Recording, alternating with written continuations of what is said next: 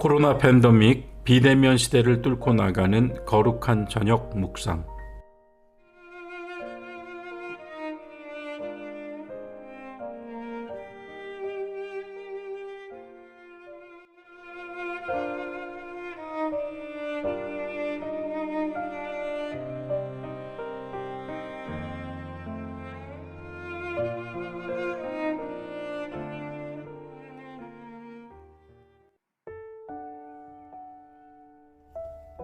교회 여러분 안녕하십니까? 9월 3일 금요일 밤입니다.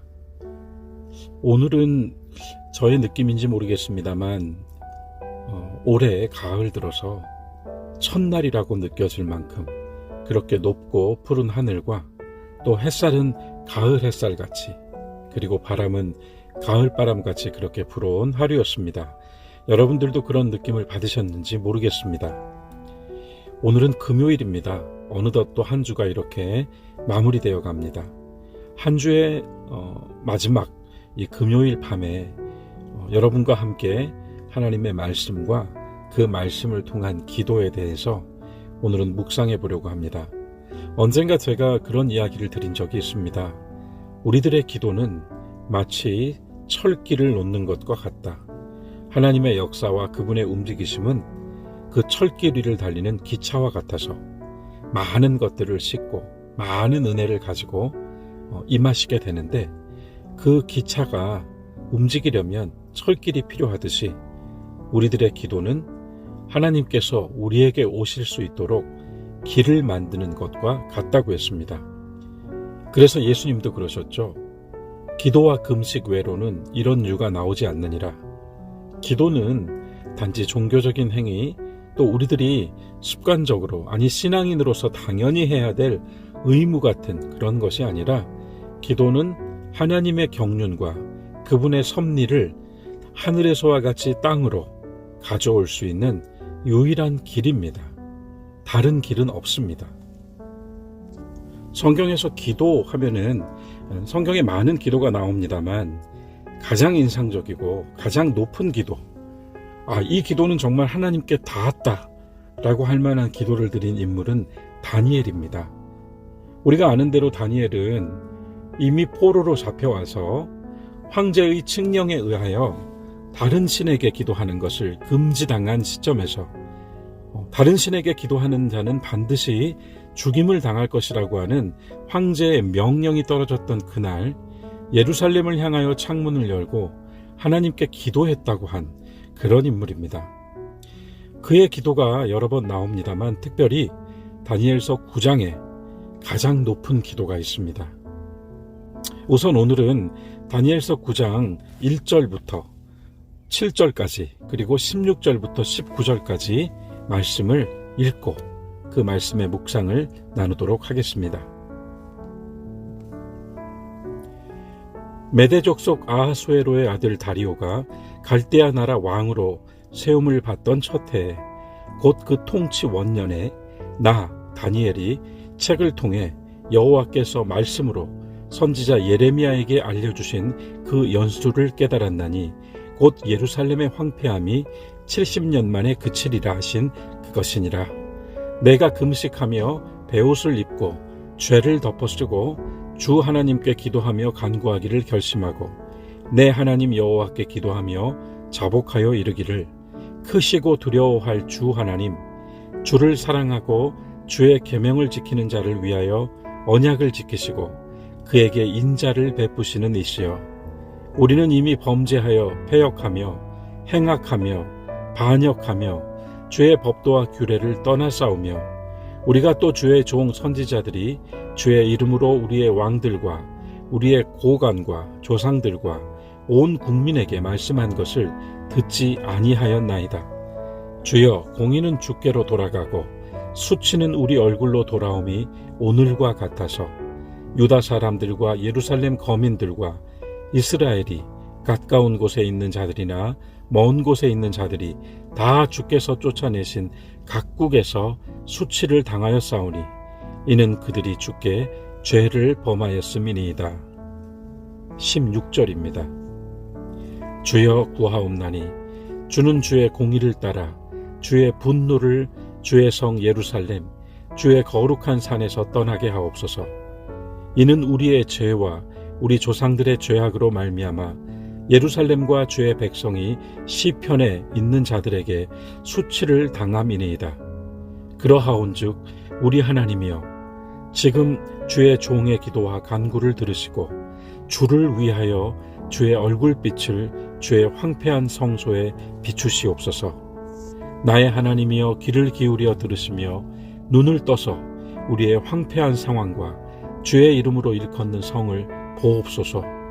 우리가 주 앞에 간구하옵는 것은 우리의 공의를 의지하여 하는 것이 아니요 주의 큰 긍휼을 의지하여 함이니이다. 주여 들으소서. 주여 용서하소서. 주여 귀를 기울이시고 행하소서. 지체하지 마옵소서. 나의 하나님이여 주 자신을 위하여 하시옵소서.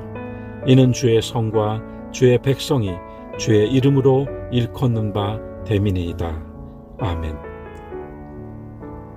제가 읽은 다니엘의 기도 전부가 너무나도 좋습니다만 우리가 딱 한 절을 암송해야 한다면 저는 다니엘서 9장 19절을 꼭 암송하자고 말씀드리고 싶어요. 주여 들으시옵소서. 주여 용서하시옵소서. 주여 귀를 기울이시옵소서. 주여 행하시옵소서. 주여 지체하지 마옵소서. 나의 하나님이여 주 자신을 위하여 하옵소서. 이는 주의 성과 주의 백성이 주의 이름으로 일컫는 바 됨이니이다. 얼마나 귀한지요. 다니엘이라고 하는 인물의 특징은 그가 심지어 포로가 된 상황에서도 규칙적으로 날마다 때를 얻을 때마다 하나님의 말씀을 읽는 사람이었다는 것입니다. 그뿐만 아니라 다니엘은 하나님의 말씀, 그가 읽은 하나님의 말씀에 연결되어 살았던 사람입니다. 다니엘은 어느 날 예레미야서를 읽다가 하나님께서 이스라엘 사람들이 포로로 잡혀와서 지내는 그 시간 70년을 정하셨고 70년 후에는 돌이키셔서 그들을 축복해 주실 것이라는 말씀을 읽고 즉시 금식하며 기도를 시작했습니다. 그렇죠? 그가 보기에 여전히 그들은 포로였으니까요. 하나님께서 주신 약속의 말씀, 예레미야를 통하여 주신 예언의 말씀에서 70년이 되었는데 그가 보기에 여전히 포로였기 때문에 그는 기도하였습니다. 다니엘은 말씀을 통하여 하나님의 뜻을 만졌고 하나님의 뜻을 만지자마자 그것을 자신의 의지로 가져왔습니다. 그래서 하나님께 갈망하며 기도합니다. 이것이 다니엘이 성경을 읽는 방식이었습니다. 또한 이것이 오늘 우리가 어떻게 하면 하나님의 말씀을 좀 더 깊이 읽고 그 말씀의 깊은 뜻을 깨달아 알까요? 라고 하는 질문에 나름의 답이 될 수도 있을 것 같습니다. 우리가 성경을 읽을 때 우리는 그 성경의 말씀과 연결되어야 합니다. 분명 다니엘은 레위기를 읽으며 정결한 법과 거룩한 법을 자신의 몸에 체휼하였을 것입니다. 다니엘은 예레미야서를 읽으며 하나님의 백성이 복원된다는 것을, 지금은 황폐하고 황량하며 또한 지금은 모든 것을 빼앗겨 완전히 나락으로 떨어져 있는 자리이지만 그 자리에서 다시 일어나게 될 것이라는 것을 읽고 알고 금식하며 기도했던 것입니다. 그는 어떤 말씀을 읽든지 그 말씀의 요점을 자신의 간구와 연결시켰습니다. 무엇보다도 하나님의 약속과 하나님의 갈망, 그분의 원하심을 찾아낼 때마다 즉시 그것을 자신의 의지로, 자신의 갈망으로 가져오는 것을 보면서 시대를 바꾸는 사람이란, 시대 안에서 시대를 위하여 기도하는 사람이란, 그 시대 안에서 역사하시는 하나님의 뜻을 가져오는 사람이란 이와 같이 기도하는 사람이구나 하는 것을 저는 다니엘서 9장을 통하여 배웠습니다. 우리들이 늘 성경을 규칙적으로 읽고 그 성경의 말씀을 새기고 있습니다. 그러나 우리가 기억해야 될 것은 성경은 성경이고 나는 나다 해버리면 그 성경의 말씀은 전혀 우리의 삶과 연결되지 못합니다. 성경은 분명하게 믿는 우리들에게 다가오고 우리의 믿음 안에서 조명되고 빛납니다. 그것을 읽은 후에도 분명 우리가 그것을 읽을 때에는 밑줄을 긋고 은혜를 받고 또한 확신을 얻었음에도 불구하고 다시 성경을 덮고 돌아섰을 때 성경은 성경으로 남고 나는 나로 가게 된다면 그것은 슬픈 일입니다. 하나님의 말씀이 우리에게 영향을 끼치고 우리의 삶과 연결되고 또한 우리가 이 말씀과 연결되어서 얻게 되는 거룩한 체험들을 가지며 지낸다는 것, 하나님의 말씀을 용감하게 삶으로 옮겨내는 그런 작은 일들로부터의 체험을 가지게 된다면 우리는 분명 많은 간증을 이야기할 수 있는 그리스도인으로 성장해 있을 것입니다. 우리도 모르는 사이에 말이죠. 하지만 솔직히 많은 그리스도인들이 성경과 나의 삶이 간격을 가지고 있다는 것, 그것을 늘 체험하고 경험하며 그러한 간격으로 좌절하기도 하며 지내고 있다는 것, 그것을 또한 지나칠 수 없습니다. 성경을 읽고 그것을 자신과 연결시켰던 다니엘의 또 하나의 특징은 바로 그것을 기도로 옮겨내는 사람이었다는 것입니다. 정말이지 다니엘의 기도는 평범하지가 않습니다. 많은 기도가 있습니다만 다니엘의 기도는 역사와 시대 안에 있습니다. 그래서 이 코로나 시대에, 이 황폐한 시대에 다니엘의 기도가 더 크게 들려옵니다. 영의 문제를 기도하고 몸의 문제를 기도하고 또한 공동체의 문제를 기도하는 것도 있겠습니다만 특별히 에베소서에 가면 사도 바울의 아주 신령한 기도들이 계속 이어집니다만 오늘 우리가 역사와 시대 속에서 이 역사와 시대를 움직여 가시는 하나님의 뜻을 구하는 기도자라고 할 때에는 다니엘의 기도를 우리의 기도로 가져올 필요가 있다 이 말씀입니다. 그는 어려울 때마다 그리고 도저히 감당할 수 없는 불가항력의 순간을 경험할 때마다 하나님께 기도했습니다. 그는 자기 또는 자신의 생각, 자신의 지혜, 자신의 지식을 믿은 것이 아니라 하나님을 믿었기 때문에 기도를 선택했습니다. 오늘 우리가 어떤 기도를 드려야 하는가? 우리가 알다시피 다니엘은 이미 하나님께 인정을 받았고 하나님께 사용될 자격을 얻었고 또한 하나님의 비밀을 말할 수 있는 그런 사람으로 성장해 있었습니다. 그 유명한 다니엘과 세 친구들의 온전한 신앙과 순결한 모습과 그리 아니하실지라도 라고 결단하는 모습은 너무나도 아름다운 구약의 스토리이죠. 그러나 다니엘이 왕이 꾼 꿈을 하나님께서 계시로 보여주심으로써 그것을 해석해내는 장면은 그 다니엘서의 어떤 절정이었다고 우리는 말할 수 있습니다. 사람이 할 수 없는 것, 내가 할 수 없는 것을 하나님께 구하고 또한 기도에 의존하며 나아갈 때 사람이 이해할 수 없고 또한 사람으로 이해시킬 수 없는 일들을 하나님께서 그를 통하여 이루어 가신다. 이것을 다니엘서가 보여준다 이 말씀이에요. 다니엘의 기도는 최고봉입니다.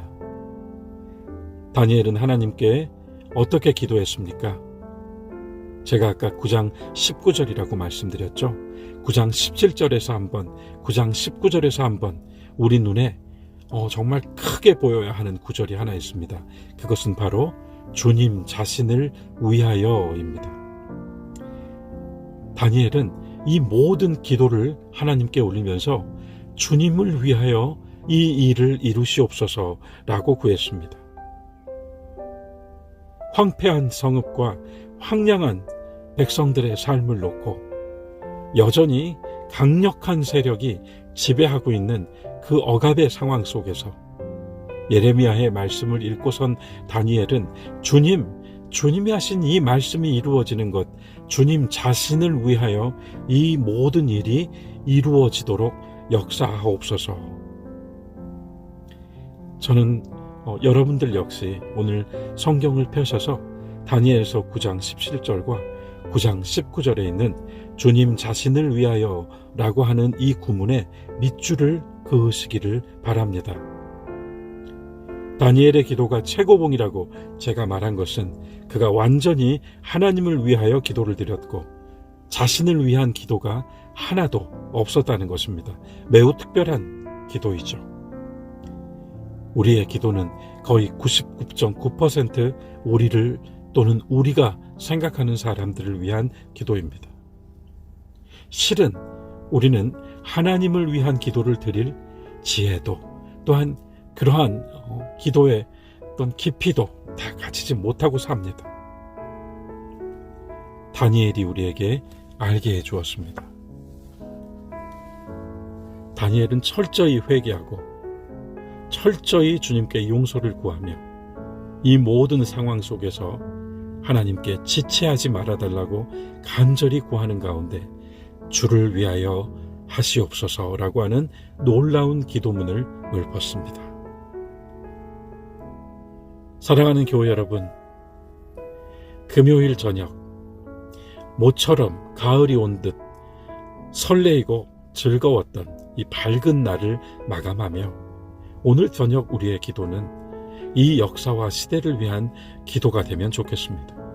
다니엘의 기도처럼 우리 역시 불가항력의 상황 앞에서 어찌할 수 없는, 정말 우리가 어떻게 할 수 없는 이러한 일들에 낙심해버리는 것이 아니라 도리어 창문을 활짝 열고 하나님을 향하여 주님을 위해 이 일을 이루시옵소서라고 구할 수 있는 용감한 기도자들이 되시면 좋겠습니다. 그리하여 기도의 신비, 우리의 기도는 하나님의 섭리와 뜻을 이 땅으로 가지고 오는 철로를 만드는 것이다. 길을 만드는 것이다. 우리의 기도를 통하여 우리는 도저히 예측할 수 없으나 하나님께서 이 시대 가운데에서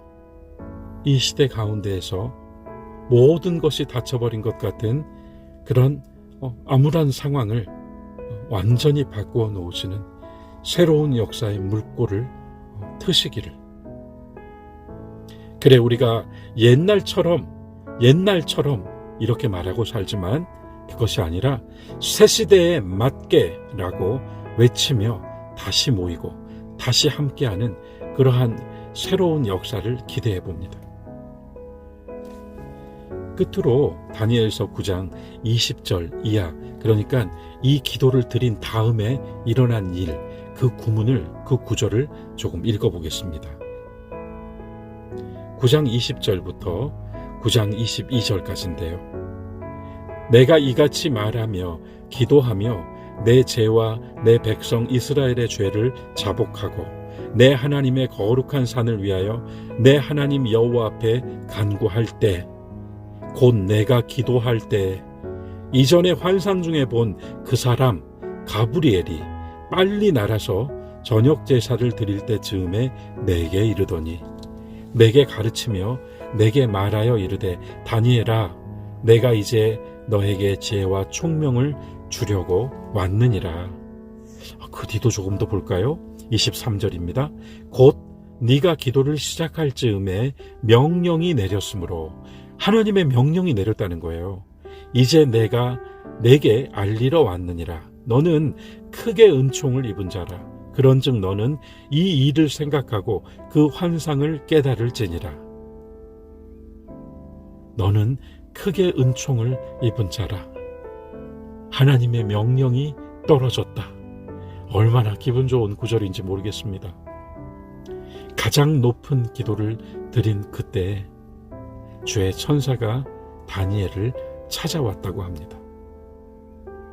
우리가 즐겨 부르는 찬송 중에 주여 지난 밤 내 꿈에 배었으니, 오늘 저녁 우리들의 꿈속에 주님의 은혜로운 모습이, 주님의 천사의 거룩한 임재가 우리에게 정말 이 꿈을 통하여서 또 우리의 휴식을 통하여서 내일 아침 떠오르는 햇살과 같이 의의 빛이 우리 마음 가운데 가득 비추어지기를 바랍니다. 교회 여러분, 우리는 너무나도 작고 미천하고 연약하며 보잘것없지만 여러분의 진실의 기도 한 줄이 역사와 시대를 바꿀 수 있다는 것을 잊지 마시기 바랍니다. 오늘 하루도 수고 많으셨습니다. 오늘도 주 안에서 평안하십시오.